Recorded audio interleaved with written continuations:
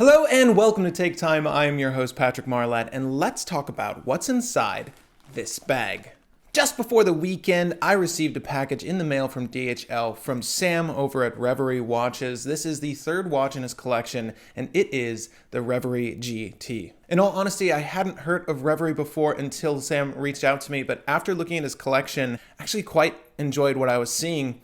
And the GT in particular is appealing to me because it has a lot of those qualities I feel we look for when we're buying our first watch or buying an addition to our collection. It is to my understanding that Sam is a longtime watch collector and fanatic. He actually started up Reverie back in 2014, and his watches all adhere to certain design elements. For starters, they all have a guilloche dial, which is something that looks like braided ribbon on the dial face because that's something he aesthetically enjoys. And secondly, he tries to adhere to a theme with his collections. And that last one is important to me because I enjoy a watch with a good theme. The Reverie GT is limited to 175 watches per colorway, and there are 3 colorway variants. We have a blue dial and stainless steel variant, a white and silver dialed gold tone variant, and I believe it is actually rose gold plated. And then we have the one I have in today, which is a panda dial variant with stainless steel case. Now, before I delve into the unboxing and first impression for the Reverie GT, what I'm very excited to do, as you guys may already know here on the channel, in these 2-part videos, I like to answer any questions, comments, or concerns you leave in the comments section down below in this part 1 video and answer them in my part 2 video, which is the in-depth review and week in the life. So do feel free to ask me any questions in regards to the Reverie GT here before that part 2 video, because I like to follow up with you guys there. And now, without further ado, why don't we get to unwrapping this guy? Now, if I'm not mistaken, this is the consumer packaging for the Reverie GT, so let us find out what that looks like. Well, that was one of the easier unboxings. Let us pull out the watch, get that bag out of here.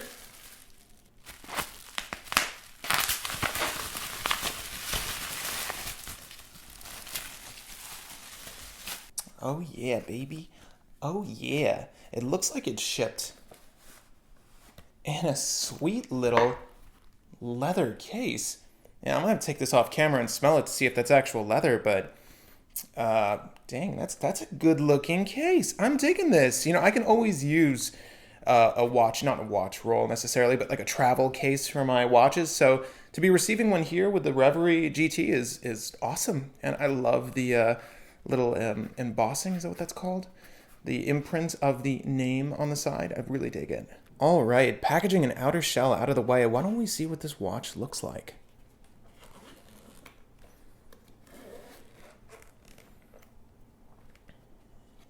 Oh, okay. So let's see. We have an additional strap up top side. I understand these come with 2 straps per watch choice. We have a card from Reverie. Aw, looking forward to your thoughts on wear it in good health. Well, thank you, Sam. I'm really excited to review this. I've actually been very anxious since you reached out to me. I'm really digging what you're doing, so don't let me down, Sam. I'm just kidding. I'm sure this watch is going to be great. I'm going to cover up that watch just a little bit longer, tease you guys a little bit more. We've got our manual here. It's actually a really nice manual, by the way. There's an illustration of the exact watch we received. Dig it, dig it. How to adjust your clasp. Nice work with the custom manual, man. I'm digging this. I really like it. And without further ado, because you've all been wanting to see it. Now, before I discuss the Reverie GT and the perforated strap that came with it, I'd like to take a look at this pebble grain strap in front of us. Again, each one of these watches comes with 2 strap options, and the first thing I noticed is just how supple these are. Like right out of the box, they feel very nice, soft, and pliant. Now, they're both made out of Italian leather. I'm not quite sure of the measurements on these guys, but they should fit most wrist sizes. The perforations for the sizing seem adequate. I think there's definitely more than enough on this pebble-grained strap. And it's important to note that this one uses a buckle, very traditional buckle system here, where the other one uses a butterfly deployment clasp. So again, we'll take a look at that one in just a moment. Another thing I'd like to note is that they have quick release pins. If this isn't your thing, I'm sure you can switch this out for another strap easily as well, just by removing these actually. It's also important to note that these are 20 millimeters in width, so you have a very common lug width size with this watch. So you're likely going to have different options, but it's cool to have two, and you'll likely like one of these with your watch. I actually quite like this pebble grained one. I might actually use it on a different watch I own. The quality seems nice enough. This watch and all of its color options runs for about $435 US. Now, I'm sure you're wondering what you get with that. Aside from the traveling case and the two leather straps, you get a 316L stainless steel case with case back.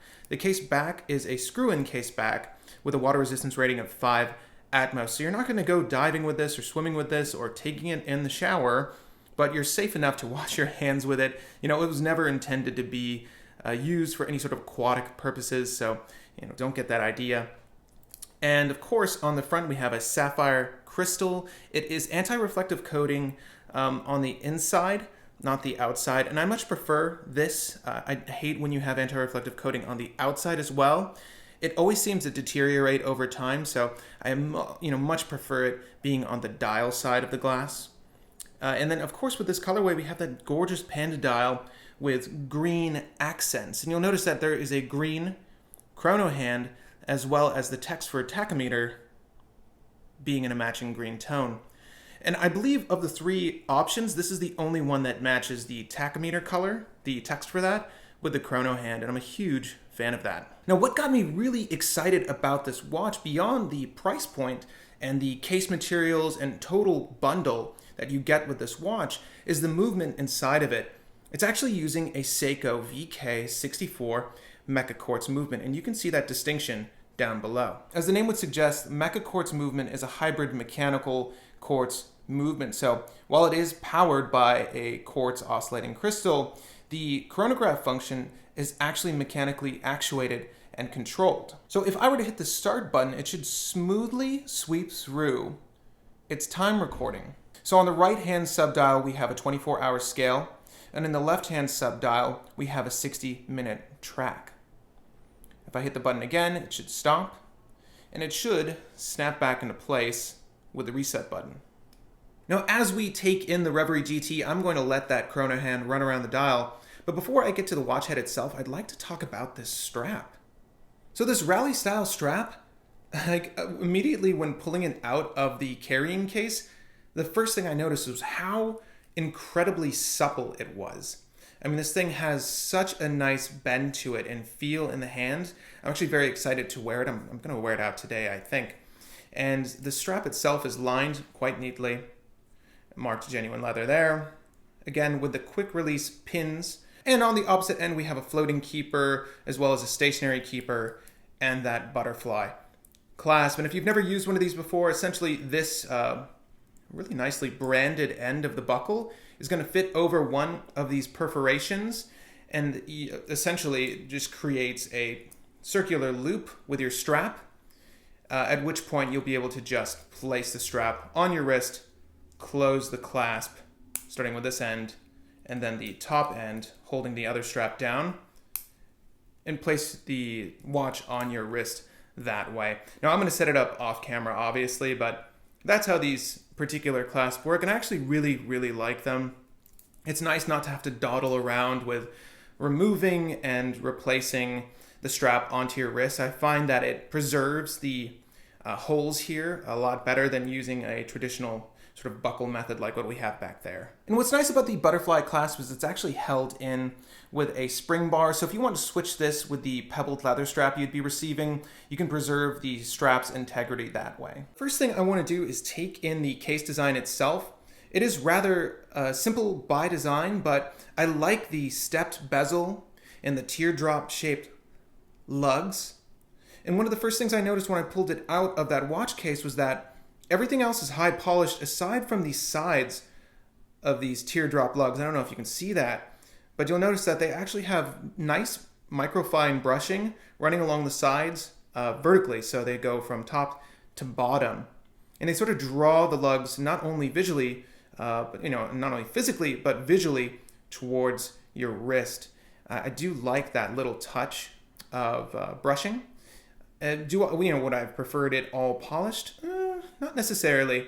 These are kind of tall, tear-shaped or teardrop lugs. So it does play very well with how these were designed. You have, of course, a signed crown as well as stainless steel pushers on this end of the watch. And on the back, you have a racing flag checkered pattern centered around the logo for your new Reverie, as well as which unit this is out of the 175. And apparently I have 151 here. As I mentioned before opening the box, we have that guilloche pattern in the center of the dial.